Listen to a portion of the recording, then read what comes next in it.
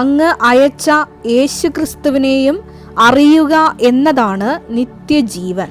അപ്പോൾ ഈ ശാന്തമാവുക എന്ന് വെച്ച് കഴിഞ്ഞാൽ നിത്യതയെക്കുറിച്ച് അറിയുകയെന്നാണ്. നിത്യതയെക്കുറിച്ച് അറിയുക എന്ന് വെച്ചാൽ യേശുക്രിസ്തുവിനെ കുറിച്ച് അറിയുകയാണ്. നിത്യജീവന് വേണ്ടി അറിയുക. യേശുക്രിസ്തുവിനെ കുറിച്ച് അറിയണ ചില ആൾക്കാർ അപ്പം തിന്ന് സംതൃപ്തരാകാൻ വേണ്ടി വീട്, കല്യാണം, ജോലി, ജപ്തി എന്നൊക്കെ പറഞ്ഞ് വരത്തില്ലേ? നമ്മളും വരും. പക്ഷെ അതല്ല, അതിനെ കൂടെ തന്നെ യേശുക്രിസ്തുവിനെ യഥാർത്ഥ അറിവ് എന്താണ്? നിത്യതയിലേക്കുള്ള വാതിലാണ്. I am the door. Eesho പറയണൊക്കെ എന്ത് രസമൊക്കെ. ഐ ആം ദ ഡോർ, ഞാനാകുന്നു വാതിൽ.